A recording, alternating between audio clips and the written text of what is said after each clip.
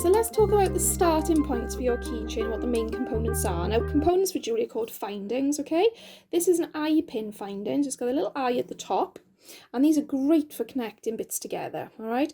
So what you do is with your eyelet at the top, you never open it outward, you open it to the side, okay? You see what I mean? So never open it kind of outward on itself, because then you lose that circular shape. So you open it to the side, and then you can add anything on there that you want. So this is the basis of how we add our dangly bits to our keychain, okay? So I'm going to slide on there, excuse me because it's not focusing very well.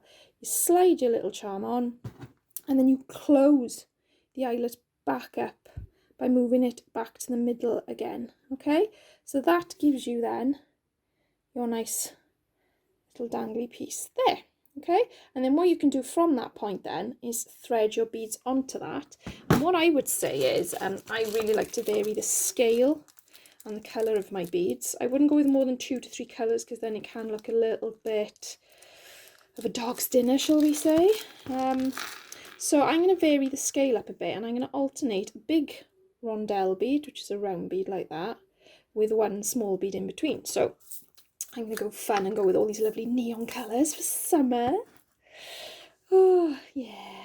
Summer, summer, summer. Here we go. Okay, so I'm going to do that, and I'm going to alternate between the big bead, little bead, big bead, little bead.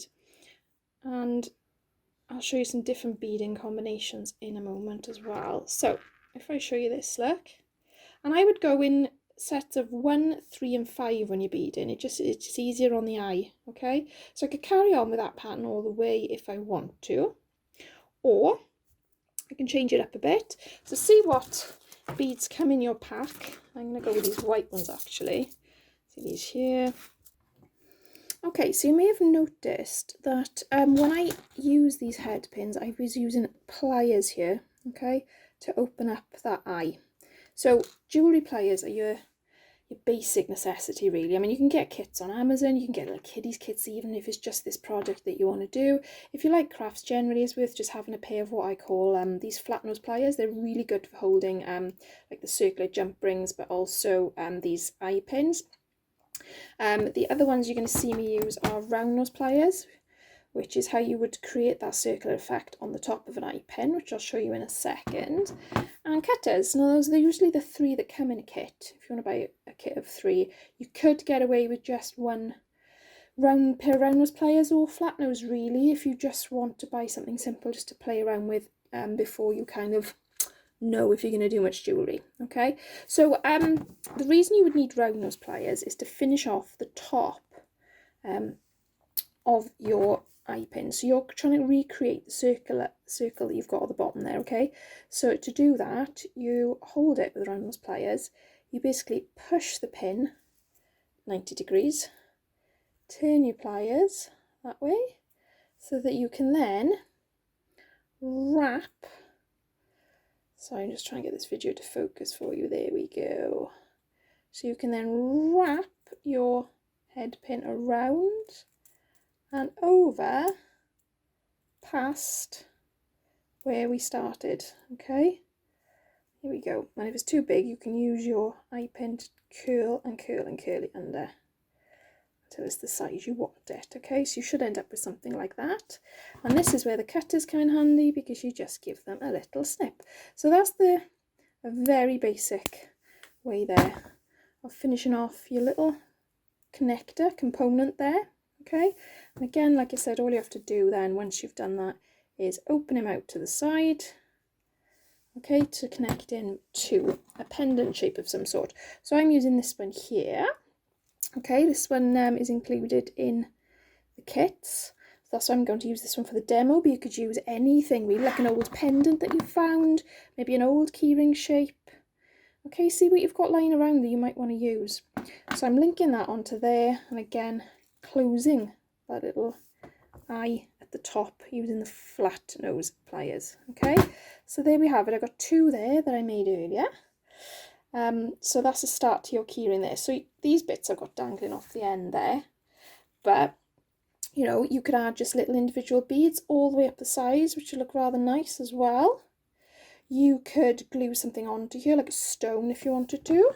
You can add tassels. So some of the kits have got tassels if you don't like pom-poms. The other option is you could add something like feathers. Okay, so see what you can find on eBay and jewellery websites. You can get these little feathers. They've got little loops, little crimps already at the top you could add on. So you don't have to go with the pom-poms. I've just chosen those because I think they're really fun for summer. Okay, now then, the next stage is going to show you how to connect the keyring part, and I'm going to add one more element to this design as well. Okay, so I'm going to show you what other elements you could add on and how to finish off your lovely keychain for your bag or your keys.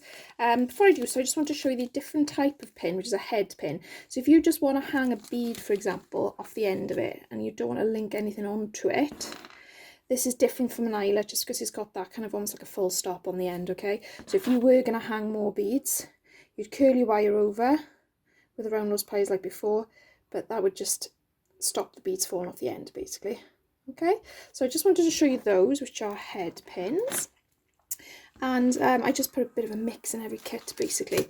What I'm going to do very quickly with this design, just because I fancy doing this, is I'm going to take a huge bead, this one here, because I just want to add another element. Before I do that, actually, I'm going to attach my lovely pendant shape to it. Okay, now these are usually the pendant shapes I use to create the big dangly earrings. You've probably spotted them on my site. So again, you know, if you want to be really way out, this could be a lovely earring design. I think I'd wear that. There we go. So can you see I've just threaded that big bead onto there because I just wanted something with a bit more wow factor for my handbag. And take you through one more time. Okay, right angle, curl it around, around, around. You see what I've done there? Okay, and then tease it until it's a nice even circle like that. Okay, can you see that? There we go. And give it a little snip. Some people just twist it round then before they snip it off, which you can do. I find this the quickest and easiest way to do it. And if it goes wrong, it means you can open it back up again quite easily if you wanted to. Now, so I've got that hole there. So I'm now going to add him on to my lobster clasp, which is the claspy bit of your keyring.